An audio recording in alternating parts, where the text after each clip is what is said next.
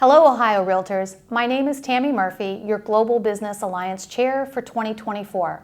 I'm here with our guest speaker, Matt Christopherson, who is here to share with you more about the global opportunities in Ohio.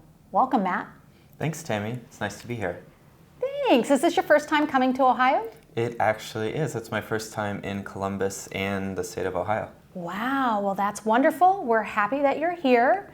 For all of you viewers out there, Matt Christopherson is the Director of Business and Consumer Research at the National Association of Realtors in Washington, D.C. In his role, Matt conducts member and consumer survey research pertaining to a wide array of topics impacting our real estate, including firm operations, international buyers, realtor career paths, migration trends, and other emerging issues like marijuana and real estate. What a wealth of knowledge. So I have a lot of information to share with you all today. We're going to be talking about opportunities that come about from opening yourself up to the global opportunities in real estate. We have a lot of information to share about foreign buyers coming to the U.S. and even a little bit about U.S. clients looking abroad. We have some national data and even some localized data of the state of Ohio. These slides will be available to you all, and there's a lot of useful links throughout, but let's dive in. So to start off, we will set the scene. Let's look at some kind of big picture figures, and these are looking at housing market activity from a very high level view. So to start out, we'll look at existing home sales. As you all most likely know, we've had a crazy few years in real estate. During the pandemic, we had this boom of buying activity. We had drastically changing both preferences and abilities of buyers, coupled with historically low mortgage rates. People were wanting to move closer to family and friends, and in general, wanting to live where they want to live rather than where they need to live. They were able to do this because of remote work. People were suddenly more mobile than they have ever been. However, after decades of underproduction of housing across the nation, we started running out of homes to buy and sell. In addition to this, these buyers that purchased during this boom were and are now locked into these historically low mortgage rates, creating what we call the lock-in effect of sellers really holding on to their historically low rates and keeping those homes off of the market. The past 2 years or so, we've seen the impact of that lower inventory environment along with higher mortgage rates. Those are part of efforts to combat inflation that has been happening across the globe. However, we know there's a lot of pent-up demand in the market. We know there's a lot of buyers waiting on the sidelines. They're ready and willing and wanting to purchase a home, but waiting for better conditions. We know that because we surveyed them directly. But in addition to that, all of the scenarios that you see on the screen can and do happen in a 2-year span in the United States. We have millions of births, deaths, marriages, divorces, people entering the workforce, switching jobs, or retiring. And all of these scenarios bring about the need, or at least want, for a new home that better suits the needs of the buyers. Life happens. Life continues to happen, whether or not we have favorable mortgage rates or home prices. So with these past 2 years of historically low home sales, all of these scenarios have continued to happen, further building up the pent-up demand in the market. So with low inventory, strong and pent-up demand, home prices are remaining very strong. In our latest quarterly data on home prices, we know that the national median home sales price is just over $422,000. In the pink, you can see the year-over-year price increases or decreases. You can see at one point during the pandemic, prices were increasing 24% in a 1-year span. The latest quarterly data, even with this slower sales pace with our low inventory, high demand, prices are still up 5% from the same time last year. So it's really benefited folks already in homes. They're building up a lot of equity. They're building up their financials. They can pay off debt, improve the home they're in, maybe purchase an additional property, or simply upgrade to a new home. But it is hurting those would-be first-time buyers who are really struggling to be able to compete in this very competitive market. More locally, here you see that same data among the 4 largest metro areas of Ohio. You can see Columbus, Cincinnati, Dayton, and Cleveland all here. You can see that even at slightly different price points, all of these are at lower price points than the national average. So it really shows that you can get a lot more for your money than a lot of other places across the country. This is obviously a strong selling point to purchase here and invest here, given the affordability challenges that we're seeing across the nation.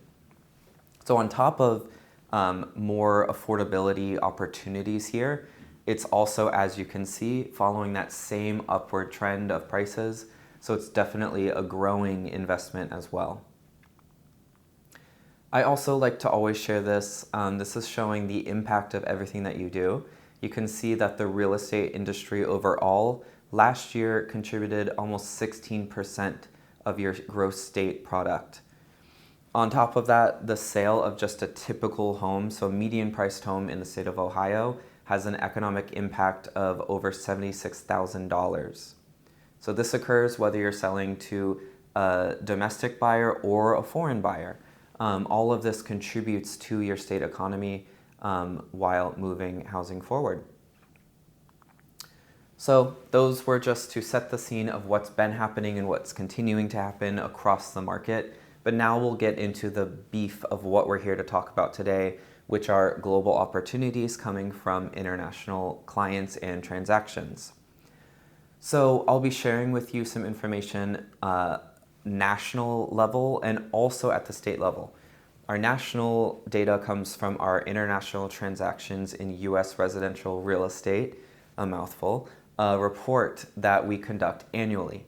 We've been conducting this annually since 2009, actually, so we have a lot of years of historical data so we can see any trends that are happening in the space. We conducted the survey of over 17,000 realtors across the nation in April of this year. And each year the report covers, because we conduct the survey in April, the data collection period is April of the prior year through March of the current year. In the report, we break down data on international buyers.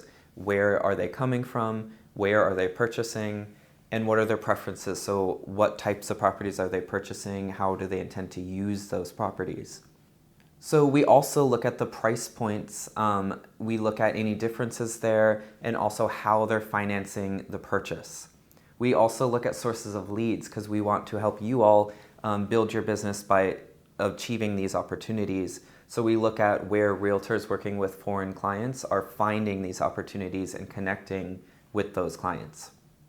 For the first time this year, the report is available in Spanish as well, in case you have any Spanish-speaking clients or colleagues.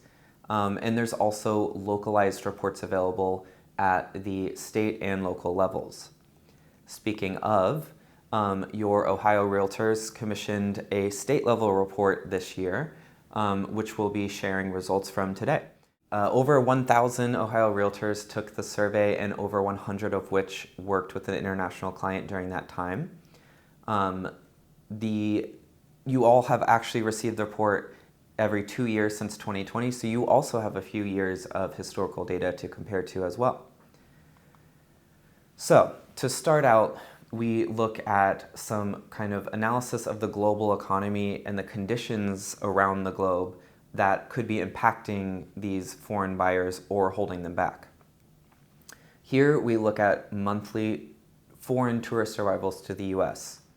So this is a good gauge on global activity. It's not necessarily all buyers coming here. However, buyers generally would like to check out the areas in which they would like to purchase and properties that they're considering. So this is a good general gauge of international activity. As you can see, prior to the pandemic, monthly tourist arrivals were very strong. They obviously took a halt with our strong travel restrictions, but they've been in steady recovery mode. At the time of this report, They had not quite recovered to those pre-pandemic levels, but still on the rise. Here we see a global price comparison for properties. So you can see how price per square meter compares across the globe. On the left side, you see some of the most expensive cities outside of the US, many of which are where our foreign buyers are coming from. On the right side, you can see that even in some of the most expensive areas of the US, these buyers are getting significantly more for their money compared to where they're coming from. On top of that, I showed you these are growing investments as well. So they're getting more for their money and also growing it at the same time. So the global headlines in our national report is that there has been inflation happening across the globe. That obviously means less buying power for people in general. However, the US dollar has been very strong, especially compared to a lot of the currencies of our foreign buyers. This is great for us as Americans as we travel abroad. Our dollar goes further. However, it makes it even more difficult for foreign buyers to invest here, as it requires more of their currency to purchase a US dollar, in turn, more of their currency to purchase a US property. At the same time, there have been large wealth gains through the market. Now, this is not across the board. This is more among those high wealth individuals, but it does allow them some extra resources to invest elsewhere. And like I've said, it's still shown to be a very great investment to invest in US residential real estate. Here we get to our big overarching figures of the report. So here we can see the number of purchases from foreign buyers over the past year. This past year, there were 54,300 purchases by foreign buyers. That may sound like a lot, that may sound like a little bit, but it's actually down 36% from the prior year and the lowest level we've recorded since we started this study in 2009. This actually only makes up 1.3% of total existing home sales. So it's a small fraction of the total market, but that means there's plenty of room for growth in working with these buyers. How does this translate to dollar volume? Those 54,300 purchases brought in $42 billion to the country. Now, again, that's not an insignificant figure, but it's down 21% from the prior year. These buyers are held back, and I will show this in a bit, but they are held back by the same factors as domestic buyers, which is low inventory and high prices. I do want to point out that while the number of purchases were down by 36%, the dollar volume of those purchases was down by 21%, which shows you that they're spending more per purchase. They're buying at a higher price point. That goes along with the fact that our home prices are rising, but also the fact that foreign buyers are purchasing at an even higher price point than they have in the past. How does this look in Ohio? In Ohio, you all received just in the past year 1,300 foreign purchases, which add up to $404 million. And that's about 1.4% of your total Ohio home sales. So actually a pretty similar percentage of your total home sales compared to nationally. Now, an interesting figure in Ohio is the price point. The median purchase price of foreign buyers in Ohio was just under $193,000. That's actually lower than the typical sales price of homes overall in Ohio, which was closer to $235,000. And in a bit, I'll show you how that's unique to Ohio. Also, 64% of your foreign buyers reside in the US or are recent immigrants. What do I mean by that? So throughout the report, we have a lot of the data broken down between what we call type A and type B buyers. So type A buyers are our non-resident foreigners. They fully do not reside in the US and they're not US citizens. They're simply purchasing a property here. Type B buyers are our resident foreigners. So they're not US citizens, but they've moved here within 2 years of the transaction, most likely in the process of becoming citizens. or they're visa holders, so they're here for professional, educational, or other reasons. Now, as you can see in the chart, typically we have more resident foreign buyers than we do non-resident foreign buyers. This is positive in a few ways. They typically spend more. They're typically purchasing a primary residence. They have a little bit more buy-in into the transaction as well. As you can see, in the prior year in 2023, we actually had an increase in non-resident buyers, but this year we returned a bit to normal with the majority of resident buyers. In Ohio, you all sway even more towards resident foreign buyers. So 64%, almost 2/3 of your foreign buyers reside within the US. So where are these buyers coming from? Here we see the top 5 countries of origin of foreign buyers nationally. This is across the whole US. So historically, China has typically brought in the most foreign buyers. They were held back during the pandemic, but rebounded right after. However, they fell to the number 2 spot to Canada this year. China was held back a lot by their currency. I will show you in a bit, but we have a high percentage of foreign buyers paying in all cash. And like I said, the US dollar has been very strong, specifically compared to Chinese buyers and their currency. Their economy is hurting even more than ours, and their currency is getting even weaker. So it's really holding back those folks from being able to make their all cash purchases. But this year, Canada took the number 1 spot, bringing in 13% of foreign purchases. I want to point out we make this ranking by number of buyers and not by dollar volume, given that there's significant differences in price point among buyers depending on where they're coming from. China is in the number 2 spot, bringing in 11% of buyers. Mexico is very close behind at number 3, also with 11% of buyers. Mexico has been increasing in frequency in their numbers, largely led by purchases in Texas. India is in the number 4 spot, bringing in 10% of foreign buyers. India has also been moving up in the ranks and also spending more than they have in the past. And Colombia has been pretty consistent in the number 5 spot. They're bringing in 4% of all foreign buyers. Now these charts are small, I will admit, but as you can see, I just want to point out some slight differences in where buyers from different countries purchase. So buyers from Canada, from Colombia, and from India, their number 1 state that they're purchasing in is Florida. They're looking for warmer weather, they're looking for rental opportunities. Buyers from China, their number 1 location is California. Some of this could be proximity, some of it is cultural reasons, and then there's also the business opportunities there. Whereas Mexican buyers are really primarily purchasing in Texas. Again, proximity, cultural reasons, but also price points. I will show you in a minute. They're purchasing at lower price points, which they're able to find in the state of Texas. In Ohio, things look a little bit different. Your two top countries of origin of your foreign buyers are Mexico and Israel. Now, these buyers can be very different. It's important to know the differences. But each of these are bringing in 14% of your foreign buyers.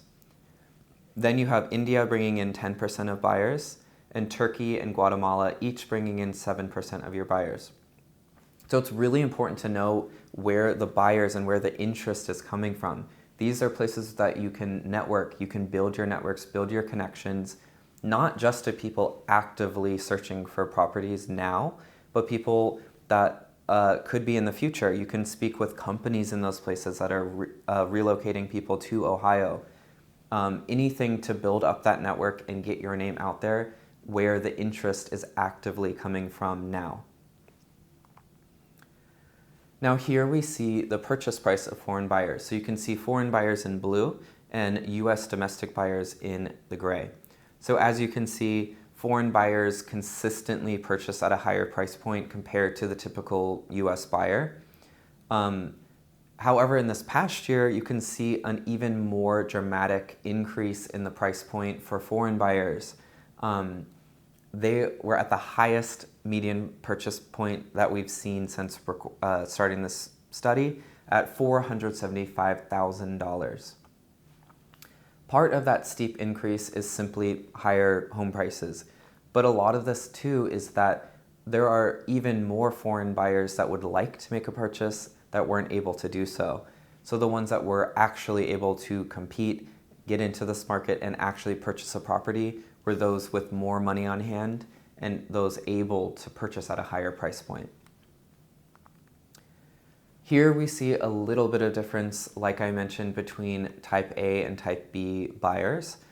Now, this year was an anomaly. Typically, resident foreign buyers pay a higher price point. It makes sense when you think about the fact that they're typically purchasing a primary residence, which you typically spend more on than an investment property or a vacation home. However, this year, non-resident buyers spent a little bit more than resident buyers. But all of them, as you can see on the right, all of them are paying more than your typical US buyer. Here you can see some pretty drastic differences on price point depending on where buyers are coming from. So Chinese and Indian buyers, they're purchasing at a much higher price point. I mentioned, but the Indian buyers, this is the highest price point that we've seen from them. Chinese buyers have almost always been the highest price point of our foreign buyers. But as you can see, Mexican and Colombian buyers are purchasing at a much lower price point, even lower than your typical US buyer. Here in Ohio, you can see it's quite a different price point, which makes sense knowing that the prices in Ohio are lower than the national average. So these foreign buyers are seeing that, and they're seeing how they can get even more for their money here while having a growing investment. Here in Ohio, you can see that you all follow the general rule that resident buyers are paying quite a bit more than those non-resident buyers, typically purchasing their primary residence. How are they financing the purchase? So here you can see in the blue is the share each year that are paying in all cash, and gray are those using a US mortgage. Now, for the past 5 years, US mortgage has been the #1 financing tool of foreign buyers, still paying high amounts of all cash. However, this year, cash became the #1 method where 50% of foreign buyers paid in all cash. Here we can see how that compares to domestic buyers in the gray. So we've actually been, over the past year or so, we've been having the highest levels of all cash buyers domestically since early 2014. Even with those higher levels of cash buyers, we have a significantly higher amount of foreign buyers paying in all cash. This is really showing how competitive of an environment it is. It's typically repeat buyers that are doing this. They've seen decades of the wealth gains of home ownership, and they're able to pay in all cash. A lot of these are also domestically are people moving from state to state, are longer distance movers. An example would be someone moving from California to somewhere like Utah, where there's a big enough difference in their home value that they can pay all cash for that new property. However, foreign buyers are doing the same thing and using cash to compete in this market. They're able to more easily win a bidding battle. They can more quickly get a home that's available on the market while it's available, and they can avoid the current mortgage market that we're in. Also, as foreign buyers, especially those non-resident buyers, it may simply be easing of the transaction. It can be difficult for them to get a US mortgage given that they don't even live here. Here you can see again some big differences in the share that are paying all cash depending on where they're coming from. So more than 2/3 of buyers from Canada and China paid in all cash. These are typically much higher wealth individuals. Mexican and Colombian buyers, about 2 in 5 of them are paying all cash, but you can see Indian buyers. Remember, they were at the second highest price point. Just over a quarter of them are paying in all cash, and that's because they're using U.S. mortgages. They're primarily purchasing their primary residences. Here in Ohio, again, a large share paying all cash at 42%, but you also have a large amount, 46%, using U.S. mortgages. That's because you have even higher amount of resident foreign buyers. Here you can see a big difference between type A and type B. Those resident buyers really much more likely to use a mortgage, and those non-resident buyers way more likely to be paying all cash. You can also see those non-resident buyers are more likely to be pooling resources, crowdsourcing, and being a group of investors as well. So we've talked about where the buyers are coming from. Now we can look at where they're going and where they're purchasing. So Florida has been and continues to be the poster child of foreign investment in U.S. real estate. Specifically Miami. Miami is the hotspot of foreign buyers in the U.S. Florida brings in 1 in 5 foreign buyers. They bring in 20% of all foreign buyers. Texas is in the number 2 spot. They've been rising in the ranks. They now bring in 13% of foreign purchases. That is largely led by the increase in Mexican buyers. So they're largely purchasing in Texas. California is holding strong at 11%, and they're in the number 3 spot. Then we have Arizona bringing in 5% of buyers, and Georgia has moved up a bit, now in the top 5, and they're bringing in 4% of foreign buyers. I assume you're curious about this. So in Ohio, you all are in the number 11 spot, just out of the top 10. There are a lot of ties in there, but you all bring in 2% of all foreign buyers nationally. So we also look at how the foreign buyers intend to use their recently purchased properties. So here we're looking at those that say they're using this property as a vacation home, a rental, or both. As you can see, last year we had more of this. Remember, we had more non-resident foreigners, so less likely to be a primary residence. This year that went down along with more resident buyers. But domestically, we've actually had about 3 years of higher shares of this among domestic buyers. These are those existing homeowners that have been building up their financials, really experiencing the equity and wealth gains of home ownership, and they're able to invest in an additional property for vacation, for rental, or both. But here we see some huge differences in how the foreign buyers plan to use their properties depending on where they're coming from.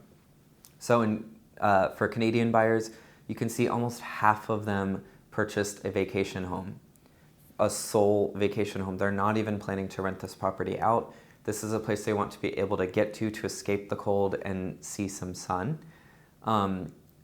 Chinese, Mexican, and Indian buyers largely purchasing primary residences, especially Indian buyers. It's about 2/3 of them are purchasing their primary residence. This goes along with the fact that they're purchasing at a higher price point and the fact that they're using a U.S. mortgage to make this purchase. For Colombian buyers, you can see over 2/3 are purchasing residential rentals. So they're largely purchasing places that they want to have a growing investment, but also some rental income in the meantime. Now in Ohio, they're largely purchasing primary residences. Over half are doing that, but still more than a quarter purchased residential rentals. Again, you can see that huge difference here where resident buyers are largely purchasing primary residences, and those non-resident foreign buyers are purchasing residential rentals for an investment and rental income. So we also look at the type of properties that foreign buyers are purchasing. So similar to domestic buyers, foreign buyers primarily are purchasing detached single-family homes. However, they also purchase townhomes and especially condos at higher rates than our domestic buyers. Again, it makes sense here. The resident buyers are largely purchasing those detached single-family homes as they're buying their primary residence. Condos, you can see, are much more common among those non-resident buyers. Think about our Colombian buyers. They're purchasing homes to be a rental. They want lower maintenance, but they also want to be in areas with more rental demand. Condos typically are in more city centers, or at least more urban areas, where there may be more demand for their rentals. Here we see there's less variety here and variance between buyers from different countries of origin. They're largely purchasing detached single-family homes. But among those Colombian buyers, you can see they're largely purchasing condos. Remember, the same exact percentage said that they're using that property as a residential rental. So it's common for them to be purchasing a condo for that purpose. Here in Ohio, largely purchasing detached single-family homes at 84%. You can see about 1/10 are purchasing a townhome, again, more common among non-resident buyers, whereas condos, a little bit more common among those resident buyers. As far as the types of areas that they're looking at and purchasing in, this is also similar to domestic buyers in that foreign buyers primarily purchase in the suburbs. However, they also purchase in city centers and urban areas more commonly than domestic buyers. Again, this plays into the investment, rental, and even vacation home aspect. If it's a vacation home, they want it to be in a place that's more accessible so they can more easily get there and enjoy their time. But especially for rentals, they want to be in those population centers where there's more demand for rentals. Here, again, you see that big difference in the areas that people are looking at. You can see in green that Canadians are largely looking in resort areas. Remember, they're looking for straight up vacation homes. So they're looking in vacation areas, which is not very common among other foreign buyers. Chinese, Mexican, Indian buyers largely in the suburbs and city areas. Indian buyers, more than 3/4 purchasing in the suburbs. Again, they're purchasing those detached single-family homes. And Colombian buyers almost solely in city centers and the suburbs, again, population centers with more rental demand. In Ohio, again, largely purchasing in the suburbs, over half are doing so, but almost 1/3 are buying in your cities. This is actually similar among resident and non-resident buyers. However, those resident buyers are more likely than non-residents to be purchasing in small towns, in rural areas, places that have lower rental demand for those non-resident investors.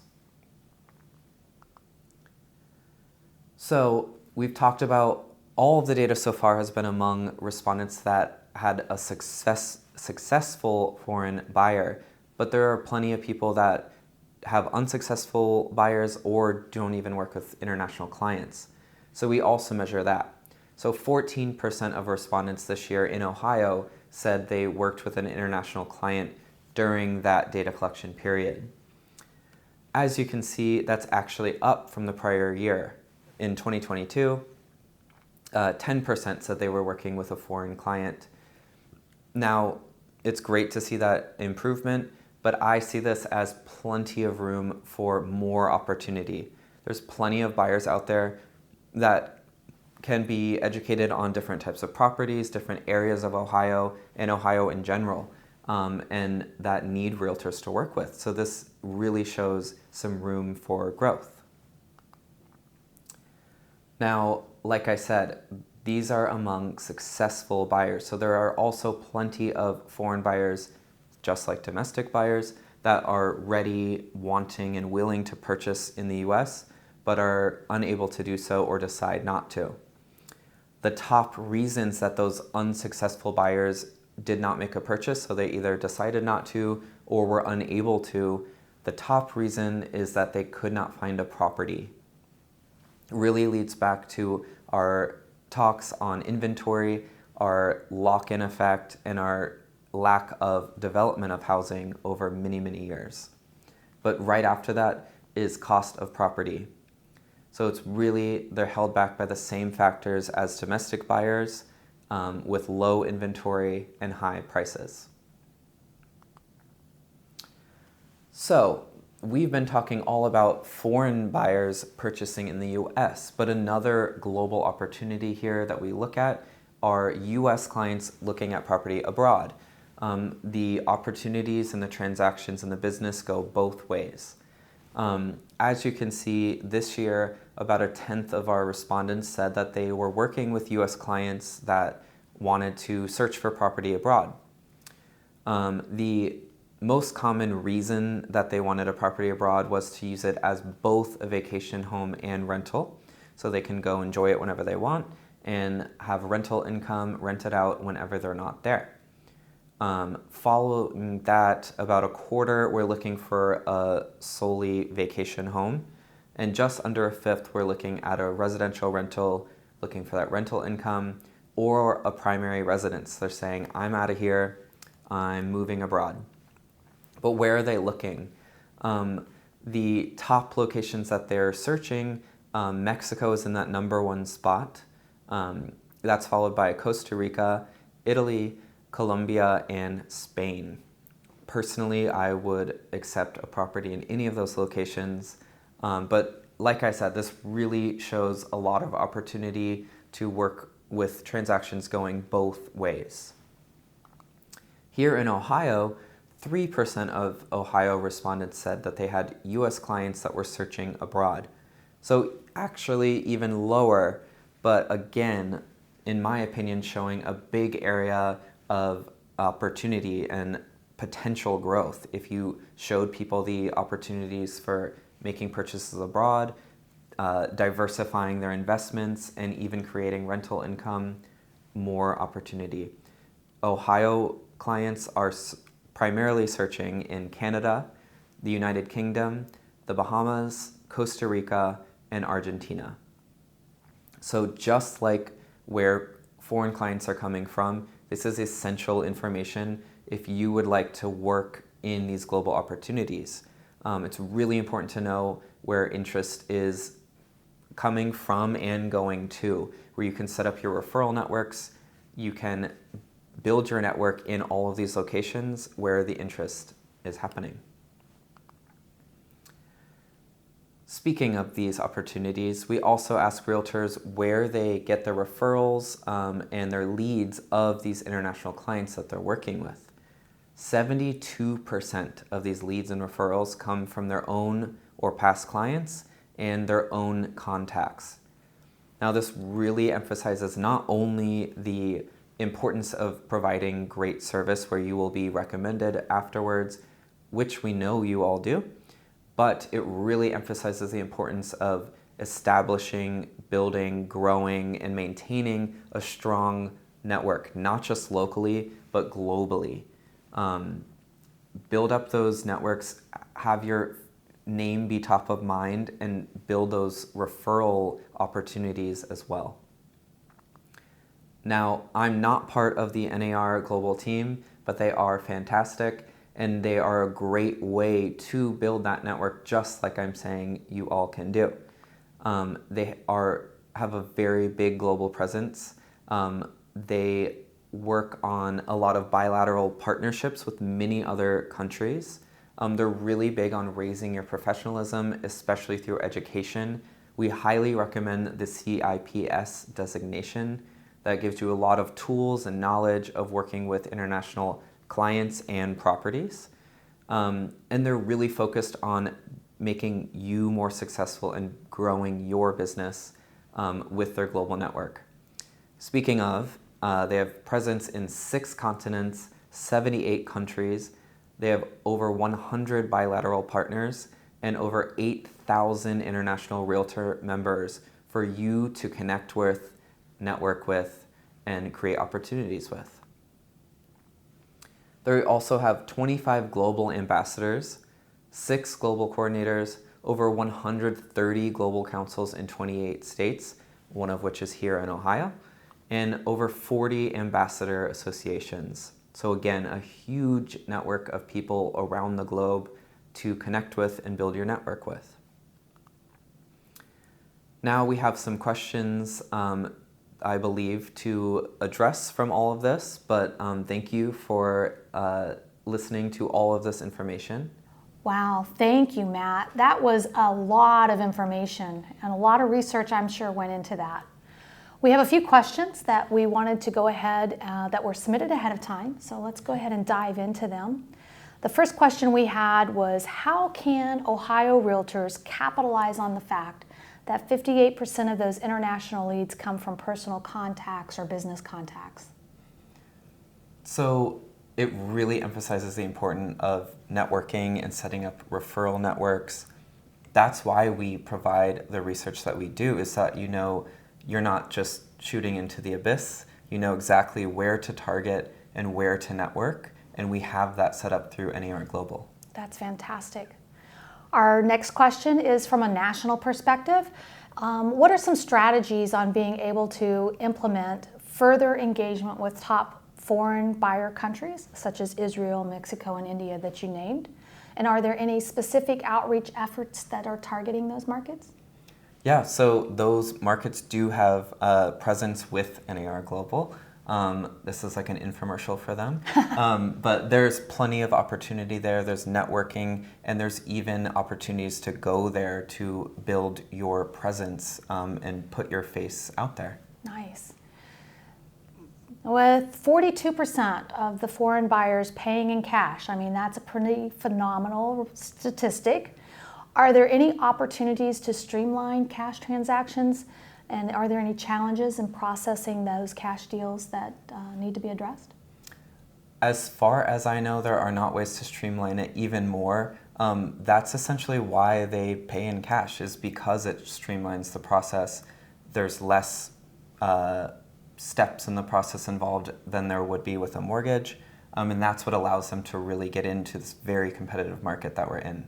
I think the one unique thing that stood out was that median price difference. Nationally, that was about 30% less on the median price that was going on with what's happening. So is that cash really getting them the benefit of a lesser price point, or is there something else in play? Yes, so as I showed you in the beginning, prices in general in Ohio are lower than they are nationally, which is great given the huge affordability issues and challenges we have in the market. Also, foreign buyers overall paid a much higher price point. So this is providing an even bigger opportunity for foreign buyers to be able to get in, even if they're not able to afford properties elsewhere. Right, okay. What strategies are in place to address the ongoing inventory shortages that keep driving up prices, even here in Ohio? There are plenty of strategies. We want more things to happen. It's obviously not a fast-moving process, but there is more inventory coming to the market that began construction over the past 2 years or so. So we're starting to see increase in inventory, but another kind of method that is starting are office to residential conversions. They can be pricey, but they're existing structures that provide plenty of opportunity for more housing. So that actually ties into this next question. What can be done to stimulate those sales activities, especially in our smaller markets like Athens and Ashland, where they have really been limited by volume and sales that have dropped? Yeah, so there's efforts. Obviously, a lot of it comes down to zoning, as many people talk about, but there are plenty of opportunity to convert existing structures, like I said, to housing opportunities, to create more inventory using existing structures, which can really speed up the process. Excellent, excellent. So given the continuing rise in home prices, are there any forecasts or concerns maybe regarding housing affordability in Ohio nationally and in the year coming ahead? So it may not be the news that you want to hear, However, we are forecasting prices to generally stay pretty steady. Nationally, we are forecasting about a 2% price increase over the next year, into next year. Given everything else, that's not a significant increase. We have that continued and pent-up demand, but we do have some inventory coming to the market to help us relieve us a little bit. I'll kind of offset that. Lastly, do you have anything else that you'd like to share with our audience? I would just like to share to stay tuned. These trends change annually, so it's really important to know where people are coming from and where the interest lies, but really get involved with your global council and build your network. Absolutely. Oh, thank you so much for providing us this detailed information, Matt. We truly appreciate your time and dedication to our industry in real estate. Thank you to our viewers. We hope that you found this session insightful and valuable. We appreciate your support and look forward to having you join us in future webinars.